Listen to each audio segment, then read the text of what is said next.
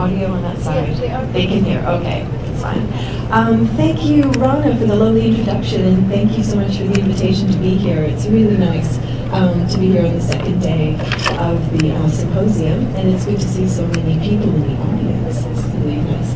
So, right, so today's, let's see, this talk, as I mentioned before, Rana said I work on syntax and semantics and morphology, but I've had an ongoing side interest in clinical language disorders and what developmental disorders that can affect syntax and morphology in children. So, and what these disorders can tell us about theories of language, sort of larger questions about linguistic theory.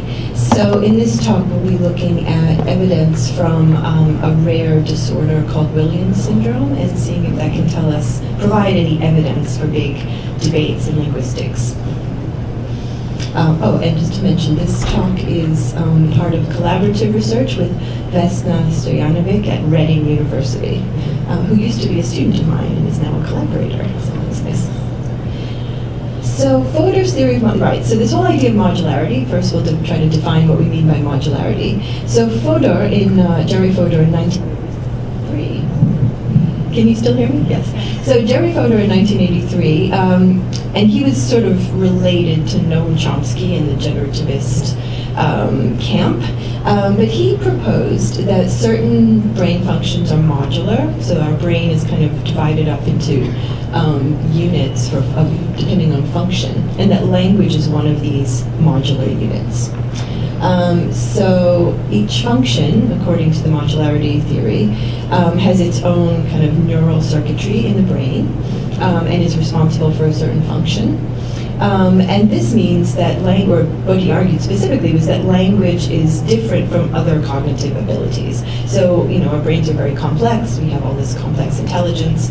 We can solve lots of kinds of problems in different ways. We have perceptual abilities, reasoning skills, and so on. But language is separate from all that, according to this theory. Language has its own domain in human cognition. So this used to be called the modularity debate, and many people now talk about, it's basically the same idea, but whether language is domain general or domain specific. So modularity means that language is domain specific. So domain specific means there is a specific domain or module in the brain for different functions. So domain general suggests that language does not have its own brain functions and is not a separate module. So basically, the two theoretical sides look a bit like this. So on the left, the domain-specific or modularity theory says that language is kind of separate from, but obviously adjacent to, other cognitive abilities. And the domain general hypothesis is that language is kind of included within general cognitive abilities. So this means that we use the same kind of reasoning and problem-solving skills to acquire and use language as to acquire and use language that we use for every other kind of problem solving. Domain-specific suggests that we have something specific to language, or children are born with abilities specific to language, possibly genetically endowed. So this is basically the idea of a language acquisition device stroke universal grammar. So that's the theory that mostly aligns with the schema on the left. Okay, so that's the Chomsky universal grammar. If you're a domain general theorist, then you tend to think that there is no language acquisition device, there's no universal grammar, and like I said, children just use their general problem-solving abilities to learn language and process language.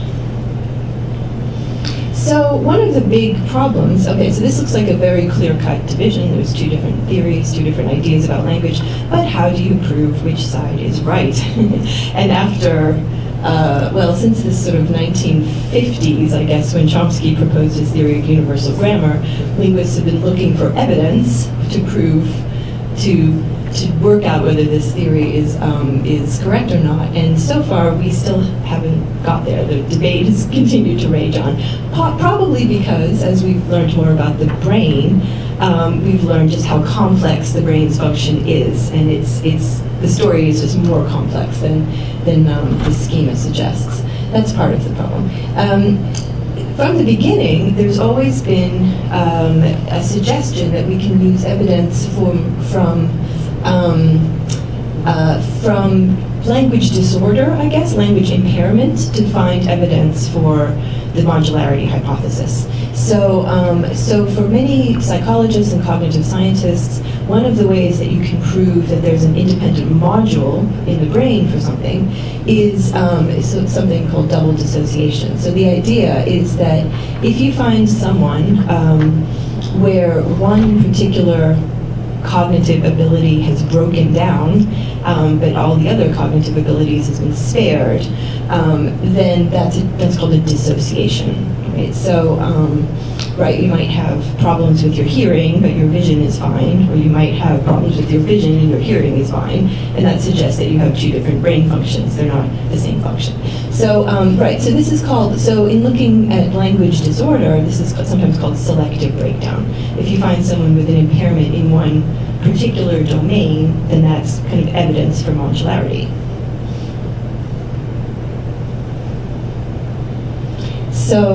So if language is domain-specific, and Fodor is on the right track, and Chomsky is on the right track, then we expect to find, so the prediction is that we can find people with lower than average intelligence, so impaired general cognitive abilities, right? Learning disabled people who have relatively good language skills, and or people with relatively normal intelligence, but with impaired language skills. So that's the prediction that comes out of this idea of double dissociation and selective impairment. So that's right. So it's been argued that we do have two populations of people that fit into these categories that are kind of mirror images of each other, right?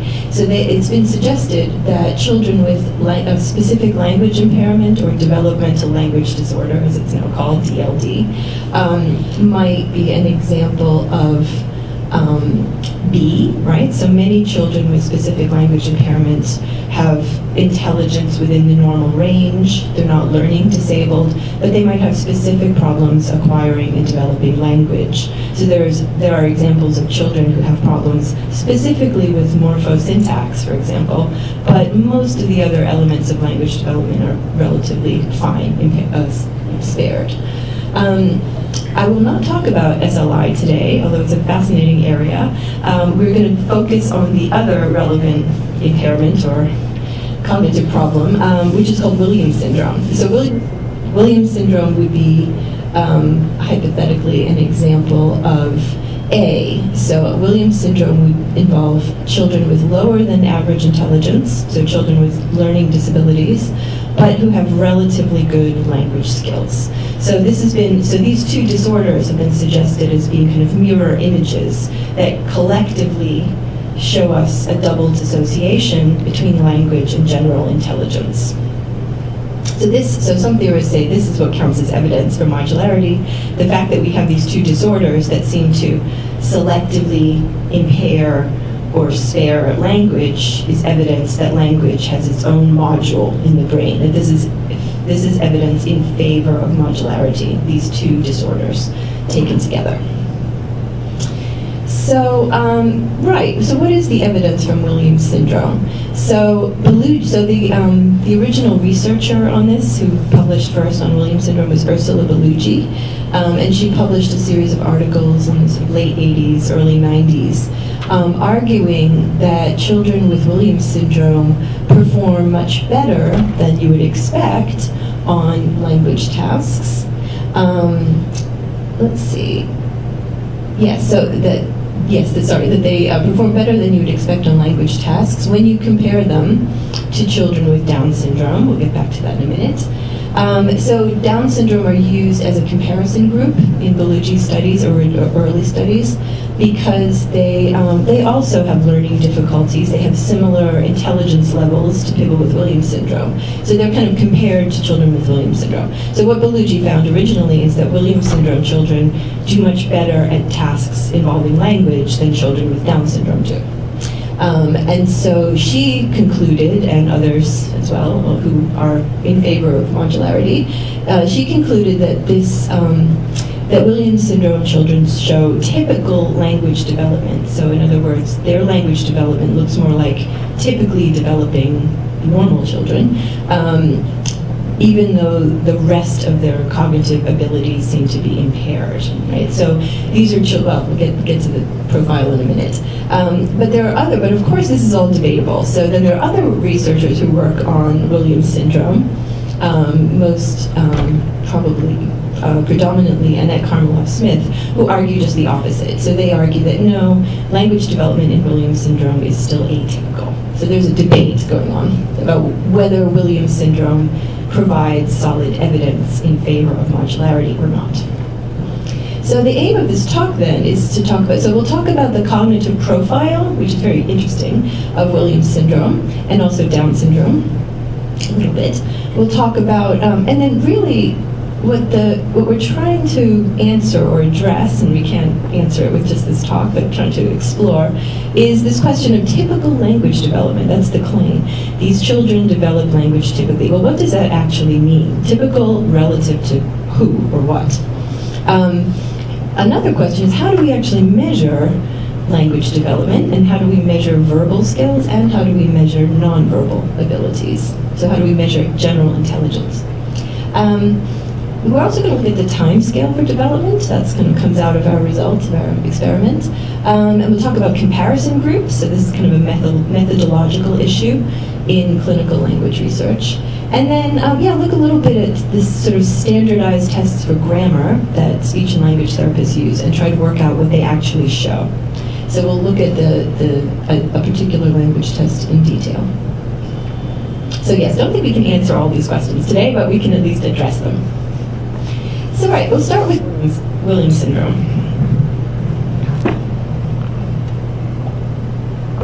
So has anybody here actually heard of Williams syndrome? No, okay, it's very rare, which is why you probably haven't heard of it. So it only affects about 1 in 20,000 or 25,000 births. Right? So it's a rare chromosomal problem, and it pretty much always causes mild to severe learning difficulties. So children and adolescents with Williams syndrome, they can't put their own clothes on, they can't tie their shoes, they can't handle money, they can't go out in the world and take buses and go to school and everything else, or they usually go to some special school. So they have serious learning difficulties. They can't live independently, they usually live with their families their whole lives. Okay, so they're very similar to people with Down syndrome in that respect. They tend to be low functioning. But it's been, as I mentioned, it's been argued that their language is surprisingly good. So a whole series of studies have found that if you give them tasks for language, they do surprisingly well. And this is true of clinicians who work with Williams syndrome children say, oh my goodness, they're so good at language. So, they perform very differently on many tests compared to Down's children. They have very unique and mixed cognitive profile. So, Williams children are very bad at spatial representation. So if you ask them you give them a picture of a square and say, draw a picture of a square, they'll just draw a squiggle or a line or something. They're very bad at space, and this will become important later on. So they can do straight lines and circles, but not much more. They also fail on basic Piagetian tasks. So again, this kind of general cognitive abilities. So there's a classic one where you take some water and you put it in a flat bowl, and then you pour it into a tall empty cylinder, and you say, right, is this the same amount of water? So if you've reached a certain level of general cognition or cognitive development, you'll probably say, no, it's the same amount of water because you poured it in. Conservation of matter. But if you have sort of learning difficulties, you might say, oh yes, there's more water in the taller one because the water level looks higher it looks like there's more water because it's taller. So they might say, well, so that would be a failure of that test. They also do bad at block design tests. We'll talk about that in a minute. However, they're really good at recognizing faces. So people with Williams are very social, and they're very good with people. They like to talk, they like to interact, they're very affectionate. And they're super good at recognizing faces in different views. And so they score like normal adults when you give children with Williams syndrome tests. You give them a whole bunch of faces. You pick one out and say, remember this face, and then you mix up the faces, and they'll spot the same face in an array of faces. So they're very good. But this is a good example of the difference in performance in two different tasks. So in box A, this is what happens when a child with Williams syndrome was told to draw a picture of an elephant. So you can see, let's see, is there a way to get like a little spotlight? Yes. So you can see, so this line here is the trunk, and this is the body. And I think this is a tusk, but it doesn't look anything like an elephant. But when asked to describe an elephant using words, the child says, and what an elephant is, it is one of the animals. And what the elephant does, it lives in the jungle. It also lives in the zoo. And what it has long gray ears, fan ears, ears that can blow the wind. It has a long trunk that can pick up grass or pick up hay. If they're in a bad mood, it can be terrible. If the elephant gets mad, it could stomp, it could charge like a bull can charge. They have long, big tusks. They can damage a car. It can be dangerous. When they're in a pinch, when they're in a bad mood, it can be terrible. You don't want an elephant as a pet. You want a cat or a dog or a bird. Okay? So this is a very rich, almost poetic description of an elephant. You would never hear anything like this from a child with Down syndrome. A Down syndrome child would really struggle to put this many words and sentences and descriptors together. So yeah, that's sort of a spectacular example of language from a Williams child. Now this child from Belugi, so this is an 18-year-old, so sort of a young adult really, whose IQ is 49, so very, very low IQ. So this is from one of Belugi's original studies. So this gives you an idea of the dissociation between language and other abilities in Williams syndrome. So it's also been claimed that they have very good vocabulary scores. They tend to use lots of words, although they might not know what those words mean. It's kind of interesting compared to their mental age. So they tend to be, as I mentioned before, very social and gregarious children. And then some linguists, well, Harold Claassen specifically, and others, have shown that if you give Williams children tasks for different kinds of morphology, that they do better on inflectional morphology than derivational morphology in English, which suggests that they're good with rules, regular morphological rules, applying an affixation rule, for example, which is kind of syntaxy stuff, but they're not so good with irregular, unpredictable derivational morphology. So that's, again, sort of evidence that their syntaxy abilities are quite good, and the rest of their other abilities are quite bad. So they have a really unique profile, children with Williams syndrome. So these are all taken as evidence by some researchers that Williams syndrome tells us or suggests that there's domain specificity of language. They're evidence for modular language.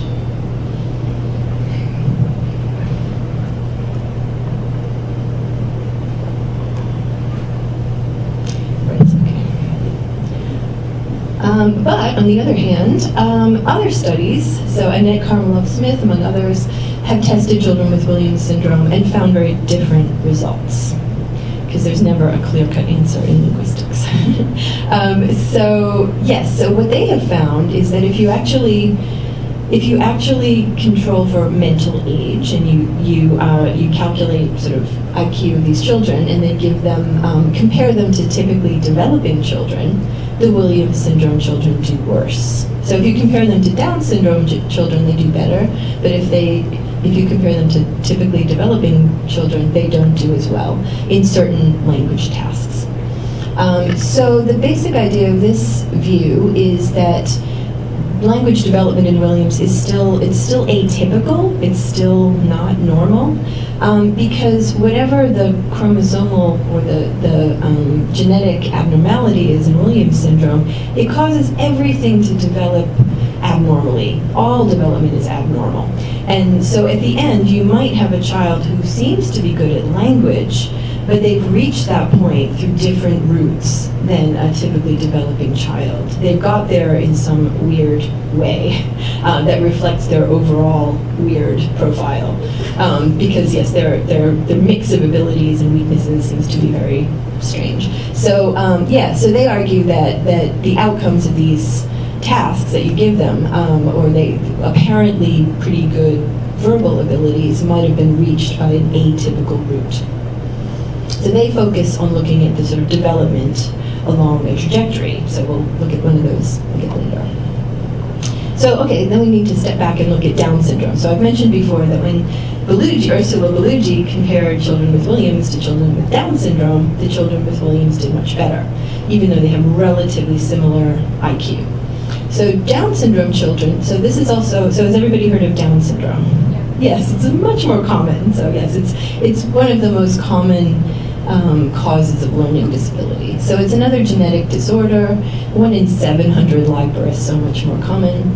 And people with Downs, they tend to have hearing problems, lots of physiological problems, and mild to severe learning abilities. And language for Down syndrome is considered to be one of the most impaired skills for Downs. So Downs children would never produce sentences like about the elephant that we just heard. So their language is very bad. It's also very delayed. So people with Downs start to speak much later than typically developing children. And it seems to reach a ceiling where they reach a certain level of ability in language and then they don't get any better.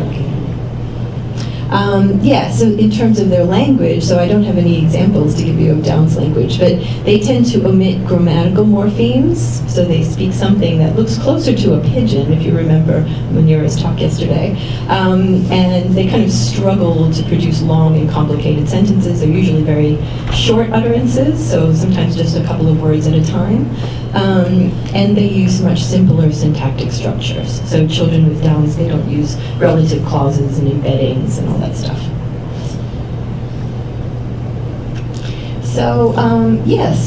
So as I mentioned before, Bellucci directly compared the language abilities of Downs and Williams children. So this talk today, we're going to focus on one small corner of language, but it's still an important corner for the modularity hypothesis. So we're going to look at grammar, because again, if you are a follower of Noam Chomsky and generative linguists, to a generative linguist, what language really is grammar. That's what we've got that other species don't have. That's what universal grammar is about. So we're interested in looking at grammar. We're also interested in looking at receptive grammar, because it's relatively easy to test. So with children who have impairments like this, one easy way to test their language abilities is to give them picture matching tasks. You give them 4 pictures, you give them a sentence, and you say which one does the sentence match. So it's a pretty easy way of gauging language comprehension. So we're looking at receptive grammar because it also kind of gives the children the benefit of the doubt with their language abilities. So if they have any problems like sort of with motor control or articulating sounds, receptive grammar tests will kind of get around that problem and try to give a window to their real language abilities. So Bellucci found that, with this type of picture matching task, that children with Williams, compared to Down's children, did very well in a test of comprehension of reversible passives.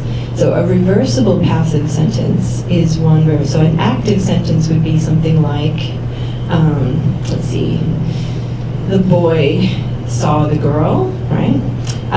The passive would be the girl was seen by the boy. I know you have passive in Arabic. Yeah, I'm sure you know what it is. But if it's reversible, it means that particular kind of event and those participants, you can't guess the most likely way to interpret the sentence based on the type of verb or participants it is. So if you said something like, the man ate the sandwich, it's really hard to interpret that as the sandwich ate the man. It's very likely to be that the man is the one eating the sandwich. But if you said something like, the woman saw the man, it could go either way. Like, you can just look at each other. It's a reversible event. There's no kind of assumption of agency. So, right, so they found in those kind of sentences are very hard to process, reversible passives. They're tricky. They're tricky for people with aphasia, for example. So people who've had strokes that affect their language really struggle with that kind of sentence. They're just, even with just normal, like us in the room, we would struggle to process a reversible passive. Those are complex sentences, difficult sentences. But Williams children do really well when they process them, compared to Downs.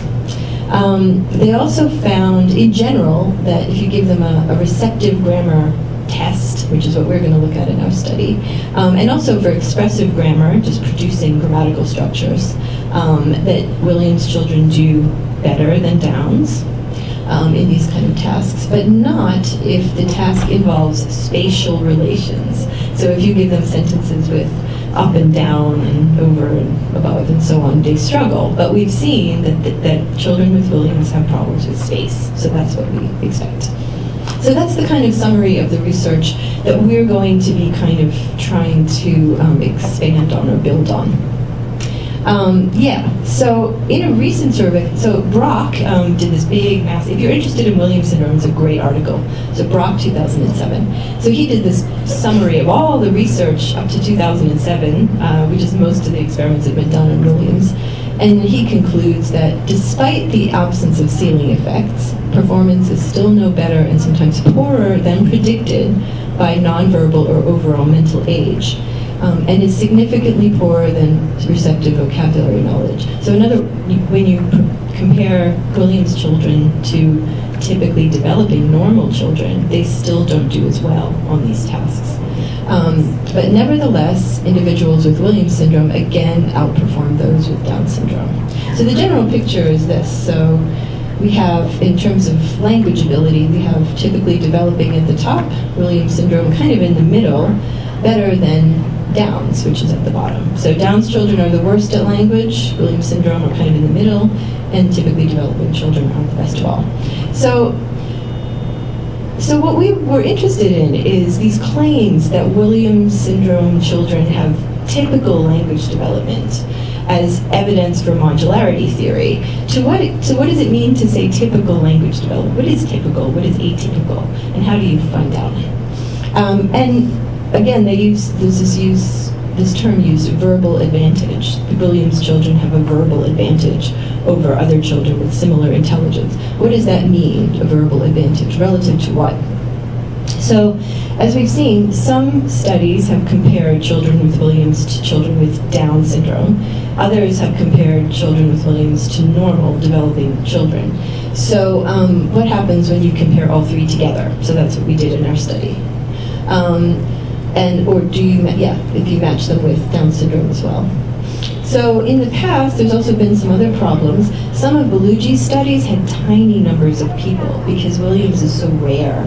She was publishing papers with 10 children, and you can't get away with that now. This was in 1990. So in the past, the research, some of the problems have been very small groups of participants in the study. So we wanted to try to have a bigger group. And also, Belugi, as I mentioned before, that example with the description of an elephant, that was a child, but really 18 years old, so that's a kind of adult, actually. So we wanted to try and focus on child development in Williams and try to look at younger age children and see how they were developing. Again, according to the neuroconstructivist hypothesis, tracking the actual development during childhood of language development is important because it might show that children are still developing atypically, even if they come out with good language in the end. So the first question that we had a problem with was, how do you assess mental age?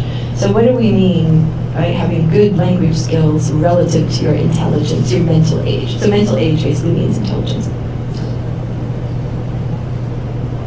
So some previous studies on Williams used, and this is kind of crazy when you think about it, they used a method of measuring intelligence or mental age called full-scale IQ, or overall mental age. So we're looking at a syndrome where we're looking at the difference between language and general intelligence. But full-scale IQ and overall mental age includes language as a way of gauging mental age. So that's just why. That methodologically, that's not good. So, so basically you're testing the children with Williams syndrome using verbal tasks, language tasks, and then using that to decide their mental age, to compare their language versus their mental age. So it's not a good way of measuring mental age. Also, in many IQ tests that have been used by previous researchers, they include tasks that use space, like this problem that Williams children have. Like, see, this is the block task. So this is the kind of task where you give a child some blocks, and they have these diagonal patterns on them, and you ask them to form a square. Right? So this is a typical kind of IQ test. But this is exactly the kind of test that Williams children just can't do. They're really bad at this kind of test. So ideally what you want to do is give them a test that is easier for them to do, that doesn't involve spatial relations, but still measures their intelligence. So we discovered, and so there's other research on this by Ginny Gathercole, that there's a test called Raven's progressive matrices. Have anyone here ever heard of Raven's matrices? No, in a minute. That's an intelligence test that's actually a better way to gauge Williams children. So they'd actually do better on Ravens than other kinds of IQ tests. So, oh, I thought, what a shame. Oh no, yeah, that's coming up. I'll show you what Ravens looks like a little bit later. But we decided to use that test as a better way of measuring IQ because it doesn't involve spatial arranging objects in space, and it doesn't involve language. So it's a sort of more accurate picture of IQ. So, right, so the research question we're trying to ask in our study is, do individuals with Williams syndrome show a verbal advantage when you compare them to both Down syndrome and typically developing children? So instead of matching the Williams children against typically developing children and Down syndrome, we used something called a developmental trajectory for all three groups. So I'll show you, so it's a way of mapping the development of language as a function of calendar age, to see as they get older, do they get better at language. So we want to see how they're developing across time. And that this would help us, give us a better picture of whether their development is typical or atypical than just looking at their scores. So yeah, it's a better way, we thought, to evaluate typical development. So we used younger children than previous studies. So the oldest one was 13 years old, 9 months. We used the Raven's matrices, like I said, to measure nonverbal mental age or intelligence. And then we also looked at the test we gave them, and we kind of looked in detail at the items on the test to see what kinds of tasks they're good at inside grammar, what specific tasks they're good at. So yeah, we had 44 language disordered children. So we had 25 children with Williams, which is a bigger group than many studies, although not the biggest. And then we had 19 children with Down syndrome, and then we had a control group of children that were not diagnosed with any problems. So this was, so this is how we evaluated IQ, or nonverbal mental age, and that was through the Raven's matrices. So the Raven's is a test for analogical reasoning. Have you seen this before? So if you do these like online IQ tests, you might do a task that's a bit like this. So you have this pattern here, right? So you can see there's circles and squares and so on. And you can see that that there's a kind of sequence of development with the shapes. And then you have to use your reasoning skills to pick the shape that goes. So this is your choices. It has to go in here, right? So yes, you can figure out it's probably one with one of the 4 circles around it, and does it have a circle, or a square inside, and pick the right one, okay? So it's analogical reasoning. So that's what we gave all the children to measure their intelligence. So it doesn't have any language in it, and it doesn't have stuff like blocks. It's shapes, but it's a lot easier for the Williams children to deal with. They don't have to rotate anything in space. That's hard. Then we gave them a grammar test. So how did we test their grammar? So we gave them this standardized test, which is called the TROG, which Ursula Bellucci also used. So this is what speech and language therapists give to children in many countries to decide if they have a language disorder or not. So it was actually invented to be used with children with speech and language difficulties. So it's a picture matching task. So the children get 4 different pictures. I'm sorry, I couldn't get an example. It's all like copyrighted and you have to pay for it and stuff. So I can give an example of the 4 pictures, but you can guess what kind of pictures they are. And then they're organized into the blocks get more and more difficult. So different types of sentences. Now the thing about the TROG is that you have to pass 4 items you have to get all of the items correct to pass the block.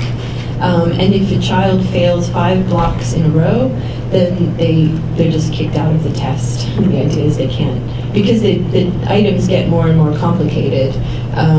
They get kicked out if the assumption is that they can't get to the end of the test if they fail 5 blocks in a row. So I won't go through all this in detail, but these are the types of sentences.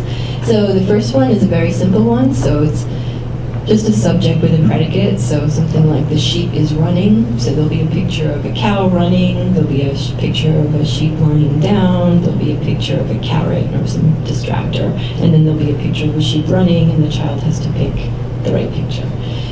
So that's a very simple sentence, but as you go down, we go through negation, transitive sentences, the girl pushes the box, we get relative clauses, we get conjunctions, the horse sees the cup in the book, so there'll be a picture of a horse seeing different items, and then other animals seeing cups and books. And then relative clauses are easy to process if they're subject relative clauses, but they're hard to process if they're object relative clauses. So what we were going to focus on in our talk is these 3 categories, because this is where the Williams children have interesting results.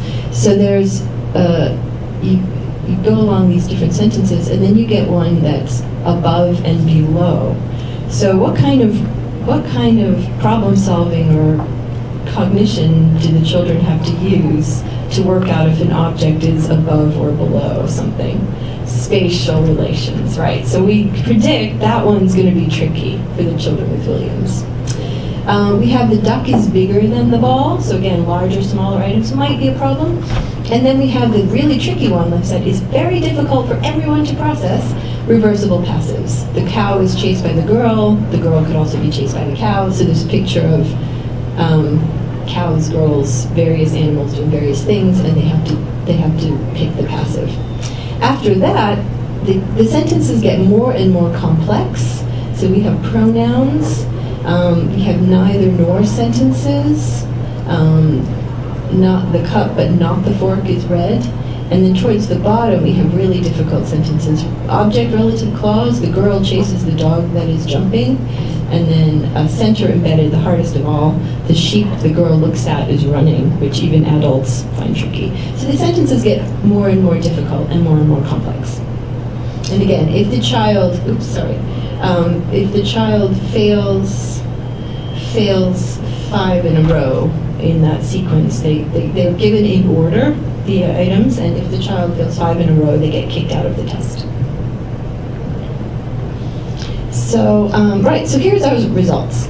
So it's a little hard to read. We're working on a better way to present this data that's easier to see. But these columns, there's 3 different columns. So the bottom one is the Williams syndrome children, and you can see for the first 5 blocks that almost all of the children get those correct. So they do really well in the first 5 blocks. And then the middle one is the typically developing children, so they do pretty much the same. And then at the top are the downs, so that you can see even that very, very simple sentence, the very first one, only 75% of the Downs children get that one right. The second sentence, only less than half of them get that correct. And then after that, very few Downs children actually pass any of the sentences. So the Downs children did very, very poorly on the TROG. And this is what speech and language therapists will say. They don't even give the TROG to people with Downs because they just do so badly. They just score nothing. So yeah, this just reflects the very bad language abilities of Downs. But Williams, yes, you can see, okay, so most of them passed the first 5 blocks. And then something interesting happens. In the next few blocks, quite a lot of them pass. You can see that even the typically developing children, not all of them pass these blocks. Like, so these are in the typically developing band. If you look at, for example, block G, 56% of the typically developing children pass that. So half of them fail that, right? So it's a pretty tricky block. But almost half of the Williams children pass the same block. So you can see fewer Williams children passing these blocks, but also the typically developing children kind of tapering off and fewer of them passing the same blocks. But there is this kind of hardcore of 20% or a third of the children with Williams who pass most of the blocks, who do pretty well. So what we did was yes, okay, so this is another, then we looked at the kind of specific items that were being passed and failed. We didn't even include the Downs children in this graph because if you included them, they would just be right along the bottom. But you can see if you look at these specific items, the only one where there was, so the black one is the typically developing children, and so it's basically the same data you just saw, but in a different form. And the gray ones are the Williams children, and you can see that they perform. If you look at their score on the whole test, for most of the items, they perform pretty much the same. Right? So again, not that many, fewer Williams children getting that far in the test, but when the ones that get that far do pretty much the same as the typically developing children. The only difference is in this part of the graph. So this one here, which is block 9, is the sentences with above and below, and that is a significant difference. So the Williams children, as we expect, really don't do well on that sentence, on those sentences. So they do really badly on that one. For X is bigger than Y, they also, well, you can see there's a difference in performance for that kind of sentence, but that's actually not a statistically significant difference. So it's one of these, you could say it's approaching significance, or depends on how you present the data. There's a difference, but it's not statistically significant. And then the third one, this is also important, not significant, is the reversible passives. Again, these really difficult sentences to process. And basically what this shows is that the Williams children do the same as perform the same as the typically developing children. So that's really important. And then they perform the same pretty much for the rest of the test. So yeah, that suggests, so just to recap, so almost no individuals from the Downs group passed the first 5 blocks. No significant difference in the performance of the Williams and the typically developing children, except for above and below. So fewer Williams children made it to the end of the test, but those that did performed in a similar way to the typically developing children. But that also shows you that there's a lot of individual variation with the Williams group. And these, so these are the items that they actually did the same, performed the same way with. So the question is this evidence for typical development? Question for the audience. What do you think? Are you convinced? Tricky, right? So it's not straightforward. You might say, yes, it's evidence for typically developing, but only for that subset of children who got that far in the test. 5 minutes. Thank you, Rana. Okay, so we need to hustle. Okay. So then we did some developmental trajectories. So I will just skip to the graph. Okay. So what we did was we compared the groups, the 3 groups, based on how well they did on the test as a function of their age. So as they got older, did they do better on the TROG test? So what we found was this, which is, here is the typically developing children. So they have this nice diagonal line showing that there's a nice clean correlation between their age and their performance on the test. By the way, this is in months, not years. We don't have 150-year-old children there. Yeah, that's in months. And then that's the items of pass on the CHOG test. So there's a nice clean correlation. The older they get, the better they do in the test. That's what you would expect for normal children. For the Williams syndrome, we have a flat line. So it doesn't matter how old they are, they pretty much perform the same in the test.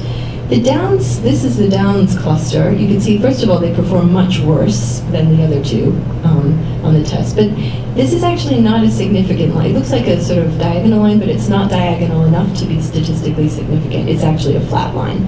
So the Downs children also don't get any better as they get older. They've reached, both of these groups have reached a plateau. They're not going to develop language any better.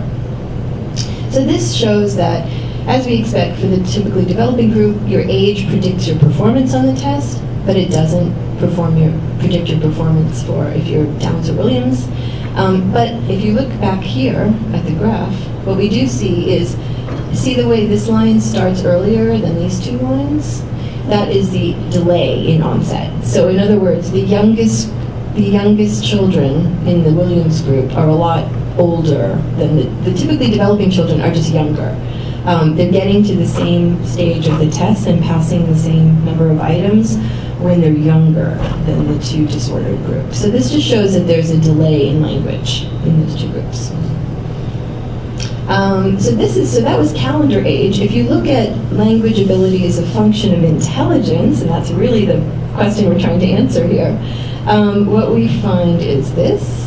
So we find the typically developing group like this, that's actually a significant difference. So as you get more intelligent, you do better on the test. So that basically means as you get older for these children, right?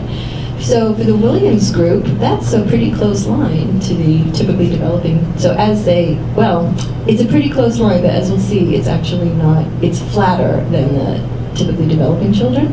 The Downs line also, trajectory is there. Oh no, is that the end of my talk? Okay, I'll finish up. So yes, so what we find from the statistics there is that for the typically developing children, so that's that line, and for the Downs line, there is a correlation between intelligence and performance on the test. In other words, Downs children perform as you would expect for their mental age. They have intelligence problems, they don't do well on the test. Same with typically developing children. As they get cleverer, as they get older, they do better on the test. But Williams, that line is actually flat. So there is no correlation between their intelligence and their language performance. Interesting for the modularity theory. Interestingly, if you look at nonverbal mental age, there's a delay in the Downs group, but there's no significant delay in onset as a function of intelligence for the Williams group. So again, this looks kind of like evidence of more typical development in the Williams group. So so I asked my co-author, okay, she's a cognitive scientist type, like, what can we really claim in our paper? What can we say? Can't we just come out and say, yes, there's typical, yes, modularity theory is true? She's like, no, we can't say that. Here's what we can say. You can say that the two cognitive skills, so visual space, so in other words, performance on the Ravens analogy and language don't seem to be related in Williams. They seem to be independent from each other. Evidence for a possible verbal advantage comes from the fact that the Downs and the Williams group have similar nonverbal skills. In fact, the Downs scored higher on that on the Ravens test, but the Williams group do specifically significantly better in language tests. On the other hand, they both show a significant delay. And is the delay itself important? The fact that Williams children start to speak later. So very quickly, so there's this study on Hebrew, and they found slightly different things with their study, but they also looked at the same three groups. And what they found was that both the Downs and the Williams did have a delay in onset. And what they argued was that actually the delay is the atypical part. That's the point. That's atypical development. It starts later. It's not the same kind of development that typically developing children go. The delay itself tells you that it's atypical. That's not normal that they delay. So so they argue that no, this is not evidence for modularity. This is not really typical development. And that delay will probably have an effect on other kinds of development and affect their cognition in other ways. So just to conclude, so we found that, for the Williams, the intelligence and language seem to be separate, but they do have a delay. For the Downs, we find kind of what we expect, which is that their intelligence seems to impair their language ability. The two go hand in hand. Let's see. There's strong evidence, but again, this is just comprehension. Some problems, remaining problems. There's a lot of individual variation with the. So can we really generalize? There's a lot of variation with the Williams children. We only looked at receptive language. What about expressive language? We didn't even test that. Maybe language in Downs is much worse. Maybe it's surprisingly bad for their mental age, and that could be a problem when comparing the two groups. Other problems, the typically developing children, if you have to match them for mental age, they're very young. They're very, very young, and that might affect their ability on the task. And then finally, yes, what if we test them on other aspects of grammar? How would they perform? So this is all for future research, hopefully with a big funded grant. And that's the end. Sorry, I went on so long. Thank you very much. Do you have any questions?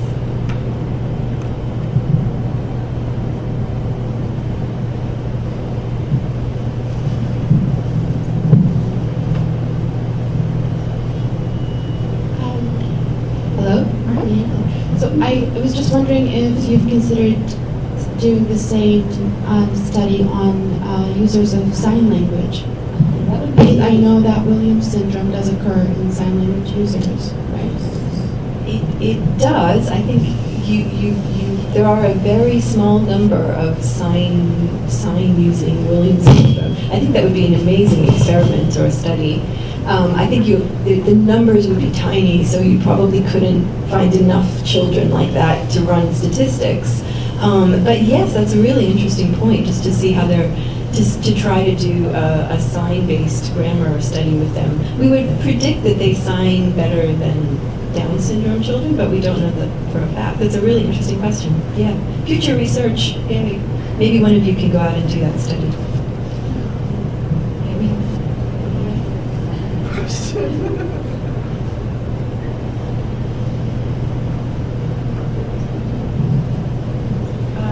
I have a question about the environmental factors that affected these children, because when we're talking about verbal advantages, environment plays a big role. So did you look at that at all?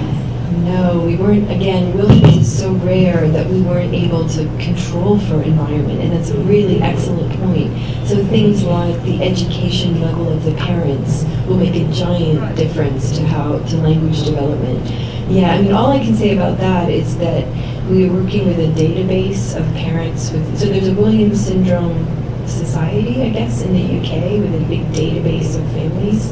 And these are the families that allow their children to participate in experiments. And that probably already tells you something about their educational background and so on. Yeah, so there probably are many families where their child isn't even diagnosed that we haven't studied. That's a really good point. So we haven't controlled for those kind of variables. But yes, environment is crucial.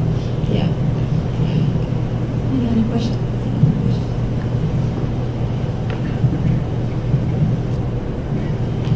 Thank you so much for the talk. I'm just wondering, since you are limited by the participants that you can have in such a study, were they all only speaking only English? all the participants. Yeah, so for Yeah. our study, because it's in the UK, there are bilingual Williams children. Yeah, so actually. that's the thing. Yeah. I think these were all monolingual So they're all seniors. Yeah, they're all Okay. monolinguals. I mean, studies have been done in other languages. So there's that study on Hebrew, Hebrew-speaking children with Williams. So there are cross-linguistic studies of Williams. But no, I think ours were all, monolingual. Yeah, I think it's due to the rarity, so I was wondering if being a bilingual would affect them. Because I know some Down syndrome children struggle with Arabic, but they don't struggle with English. So there is that. Does that happen in WS children as well? That's a really good question. Yeah. Again, research. Anything else? Questions? Okay, thank you very much, Dr. Diane. Thank you. Thank you. There's tea and coffee down here and snacks up there, and we'll come back again at 10:45.